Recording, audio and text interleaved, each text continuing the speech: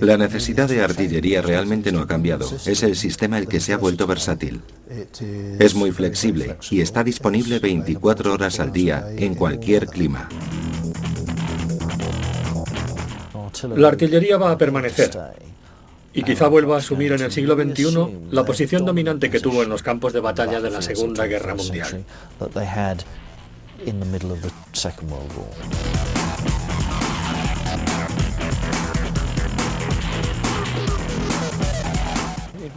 Era un arma terrible que utilizaron ambas partes y se la consideró como algo que nunca debía volver a usarse, por lo que fue prohibida por la Convención de Ginebra y no ha sido empleada por fuerzas convencionales desde entonces, exceptuando, creo, a Saddam Hussein.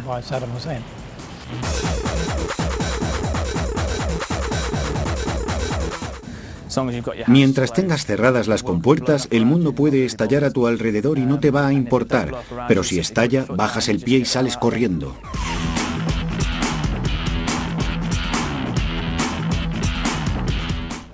Tenemos un ordenador de apoyo para el ordenador y un portátil para apoyar a ese ordenador. Pero si todos se quedan colgados, aún así debemos ser capaces de suministrar el apoyo artillero.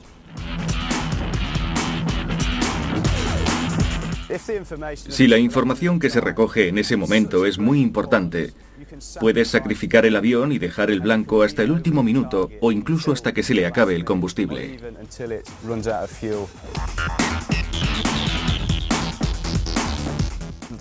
Hay mucho griterío, lo que te mantiene despierto, pero tienes que pertenecer a un equipo muy unido. Si no es así, las cosas acaban por no funcionar.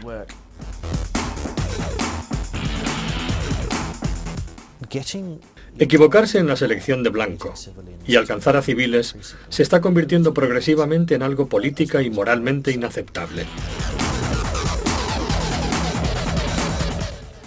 Llegó un momento en que estábamos en un duelo de baterías contra baterías, pero evidentemente le superábamos por profesionalismo. ¿Y qué ocurrió? Los aniquilamos. Armas de guerra del siglo XXI.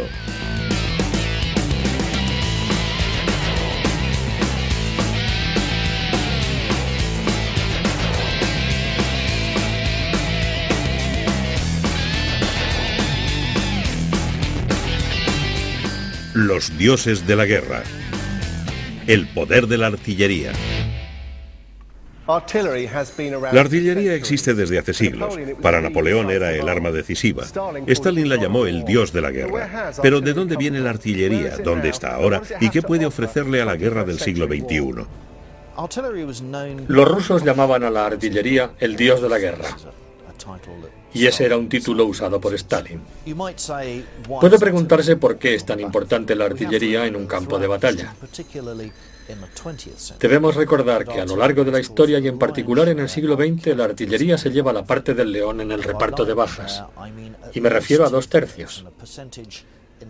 En el siglo XXI el porcentaje llegará probablemente al 85 o 90% de bajas enemigas causadas por la artillería de las fuerzas terrestres. Uno de los aspectos más interesantes del empleo masivo de la artillería, como por ejemplo durante la Primera Guerra Mundial, es su simple capacidad de aterrorizar. Uno de los peores efectos de ir a la guerra es que nunca estás a salvo de la artillería. Podían acurrucarse en sus trincheras y evitar a los francotiradores, pero no podían ocultarse de los obuses. La artillería es una cuestión de potencia de fuego, pero si pronunciamos esa palabra hoy en día, vemos imágenes de hombres en elegantes uniformes tras un cañón remolcado y utilizando un escobillón gigante para meter las balas en un cilindro que se dispara y luego se recarga.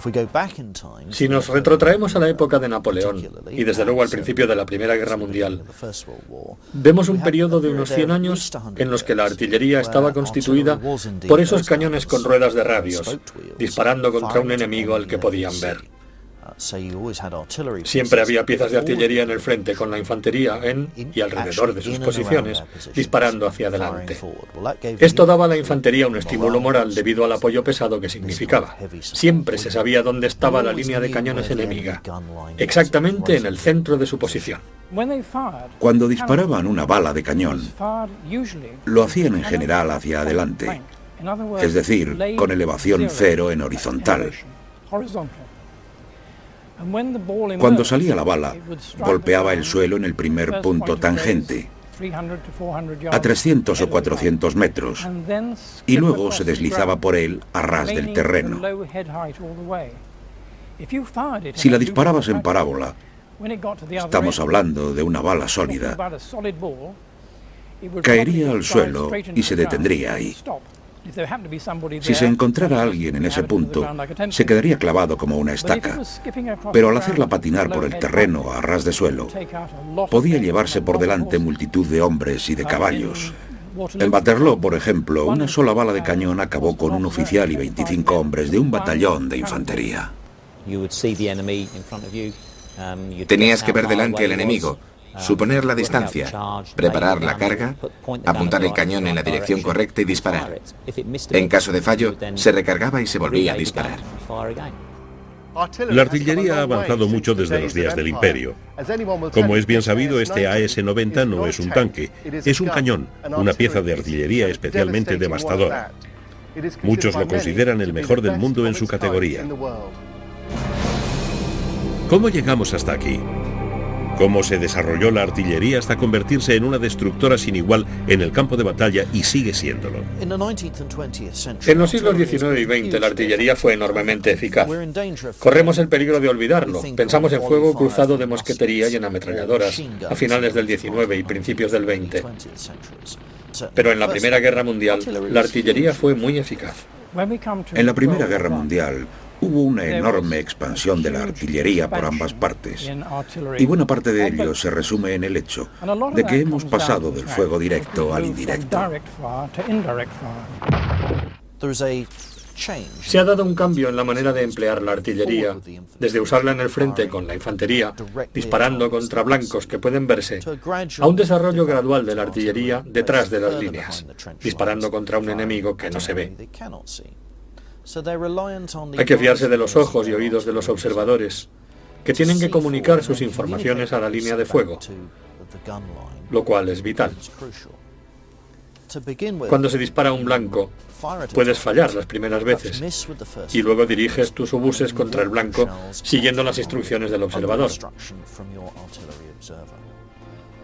Al final de la guerra, dada la comprensión lograda del efecto de la meteorología sobre la balística, se puede predecir con bastante exactitud dónde van a caer los obuses.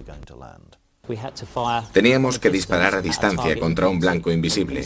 No podíamos ver al enemigo y para precisar fue necesario inventar la predicción de fuego.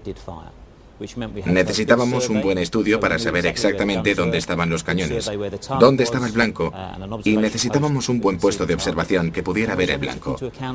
También teníamos en cuenta el tiempo, así que al disparar este tipo de artillería éramos muy precisos y lo éramos cada vez más. Los primeros tiempos del fuego observacional eran peleas cara a cara.